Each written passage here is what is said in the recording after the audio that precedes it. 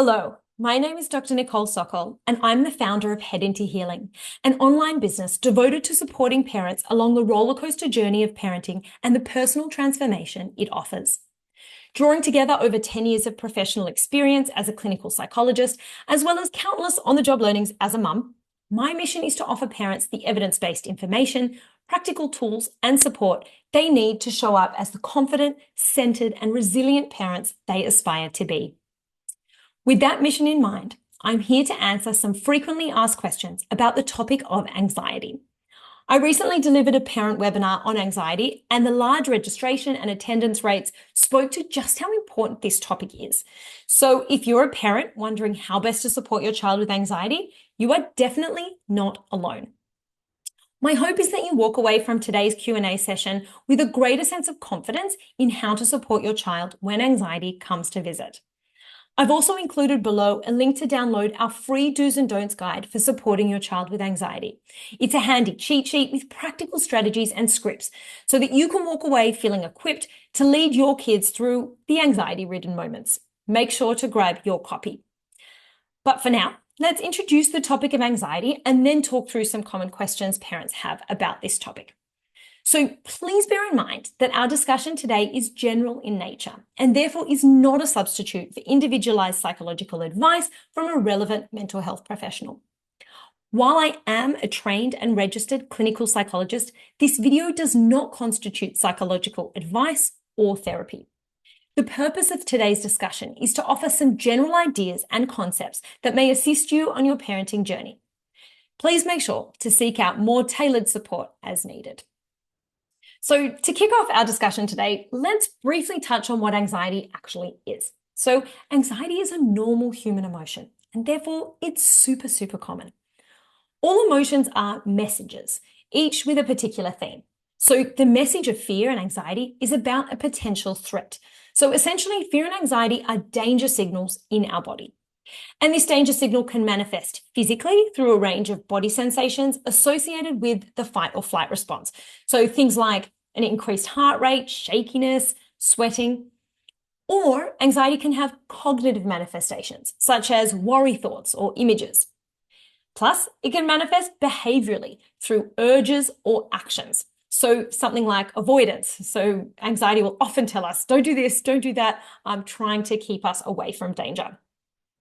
The content of anxiety can be highly variable, and each individual is different in terms of what's going to set off their danger alarm.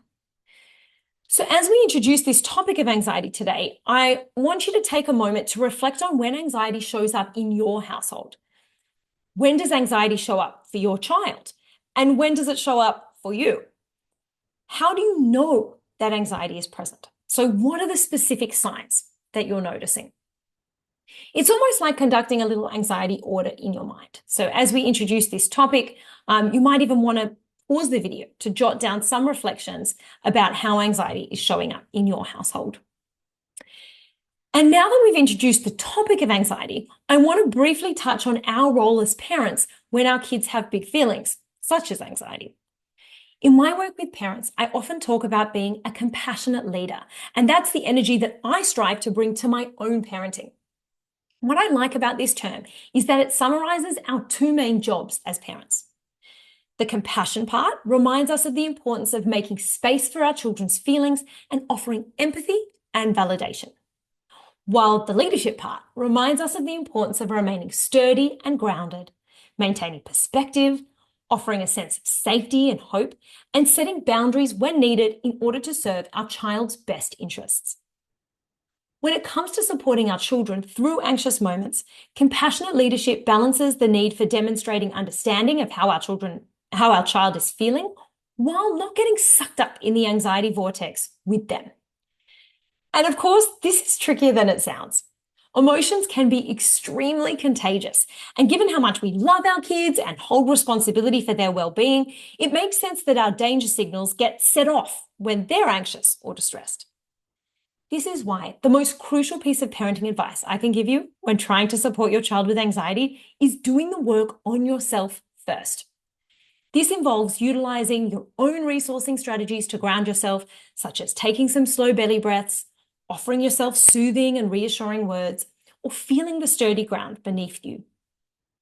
Not only will this allow you to model the anxiety management strategies you want your children to learn, this approach also invites your child's body to gently return to a sense of safety through a process called co-regulation. Our children essentially take their cues from us. So rest assured that all the work that you do to upskill, support, and resource yourself will benefit your children too. Now that we're all warmed up, let's get started with our first question. My 6-year-old daughter always experiences anxiety about missing her parents. Even if we're 10 minutes late to pick her up from school, she cries and says she thought we weren't coming. She also gets worried when we go out and she's being looked after by a grandparent or babysitter. How can I help her overcome this anxiety? Anxiety about missing parents or worrying that they won't come back can be examples of separation anxiety. And separation anxiety is super common. And when you think about it, this makes a lot of sense from an evolutionary perspective, given that human children are very dependent on their adult caregivers to survive. In these sorts of situations, when our child is in the grips of their strong feelings, it's important that we as parents really step into that role of being a compassionate leader. Rather than dismissing or trying to extinguish our child's feelings, we want to make space for them and offer compassion and validation. So we might say something like, "Oh, wow, no wonder you're upset. You thought we weren't coming. What a scary thought." While it's super tempting to say, "Well, I'm here now, so there's nothing to worry about," it can be much more helpful to really connect with them over the feeling and stay with it until the feeling naturally flows through their bodies. All the while grounding ourselves and regulating any feelings that come up for us as parents, such as perhaps the guilt around being late or just the general distress of watching our children cry. When it comes to anxiety, it can be really helpful to prepare for challenging situations in advance. So, especially if you already have a sense of the sorts of situations that are anxiety provoking for your child. When it comes to separation, it can be helpful to purposely talk about upcoming separations in advance so that you can make space for any feelings that come up while you're present and available. So, for example, you might tell your child in the morning that a babysitter will be looking after them that night so that there's plenty of time for them to offload their feelings related to the separation while still having your support. Another quick strategy tip for separation anxiety that you can do in advance of the moment is find ways to maintain a sense of connection during the separation. So this can be things like giving your child a little keyring connected to their bag, or a little toy in their pocket, or a heart drawn on their hand with a pen that you can sort of charge up and infuse with love before the separation. That way, when the anxiety bubbles up for them and they're feeling insecure during the period of separation, they can support themselves by connecting with the item that represents the connection with you. So there you have it, a few tips around separation anxiety. Let's now move to our next question. What strategies can I encourage my child to use when they are feeling anxious that can help them calm down? Now, this is a really common question. And I'm all for thinking about how we can empower and upskill our kids to learn anxiety management skills and emotion regulation skills more generally to help them manage their feelings. After all, these are the skills they're going to need in the long term. Having said that, when addressing this question, it's important to recognize that kids don't always do what we tell them to do, regardless of how good our advice is. Frustrating, I know. For this reason, it can often be more powerful and more helpful to focus the majority of our attention on what we can be doing as parents rather than on what our kids should be doing. In anxiety-ridden moments, our main priority as parents is to manage our own energy and regulate our own emotions. By utilizing grounding skills ourselves, we can help signal safety and set the stage for our child to gradually return to a state of calm. Plus, when we reflect on what we are noticing in our body and we're explicit about the grounding strategies we are using to settle ourselves, we're able to model effective regulation strategies. So, for example, we might say, "I'm noticing I'm feeling unsettled. My heart is racing. I think I need to take some slow belly breaths here." After all, it's often easier for kids to learn by observation rather than through direct instruction. It's important to remember that our job is not to turn our child's anxious feelings off or to instruct them in how to turn them off. In fact, we need to be careful not to come in with this fix-it energy and start giving our child unsolicited advice about strategies to use, which can get them offside and give them the sense that it's not okay to be feeling how they are feeling. Instead, we want our child to feel our intention to support them through their experience. We want them to feel our empathy and warmth, as well as our perspective and sturdiness. We want our kids to feel our compassionate leadership, especially during their wobblier moments. If you do want to explicitly invite your child to try a specific strategy, I'd suggest using curiosity and setting it up like a little experiment. So for example, you can use language like, I wonder how your body would feel after a few slow breaths, rather than giving them a direct instruction to take a few breaths. A subtle but important difference. After all, no one has ever calmed down by being told to calm down. When it comes to strategies like slow belly breathing, there's a cute imagery or props that you can use with kids to support them in using this technique. So for example, you might imagine holding a cup of hot chocolate, smelling it slowly through your nose, that's the in-breath, and then blowing away the steam with the long out-breath. Or you can place a small ball on the floor and then take turns doing long out-breaths to push the ball along the floor. So it's the long out-breath that really helps slow down our system and help us get back to that sense of groundedness and calm. So these are just sort of different tools to elicit that long out-breath. But when the strategy is incorporated in a game like this, it can be much more palatable for kids in the moment. Another helpful strategy during anxious moments is movement, which can offer a helpful outlet for the nervous energy in our bodies. We might model or invite our child to join us in a round of star jumps or running on the spot, or we might invite our child to do a dance with us and then observe the effect on our bodies. These approaches essentially combine the power of the parent-child connection with the physical benefits of slow belly breathing or movement on the nervous system to help restore a sense of safety and calm in the body. Okay, and now for our final question.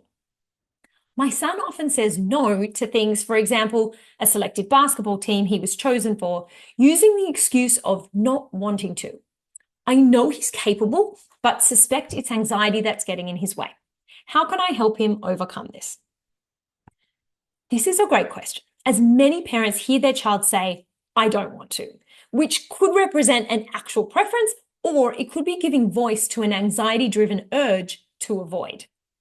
It sounds like this parent suspects that their son's I don't want to is anxiety.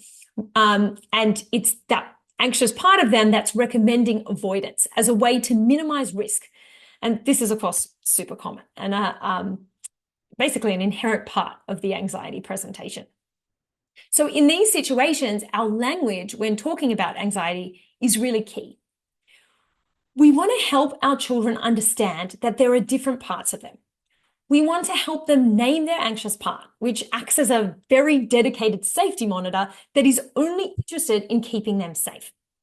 And we also want to help them see and give voice to other parts of them, such as the part that might want to give this elite basketball team a go. So we have a few options here. You can help the child play out different scenarios if they say yes to this opportunity versus if they say no. And you can kind of see where it might take them, speaking to the pros and the cons, all the while staying curious and non-judgmental yourself and maintaining a compassionate leader stance.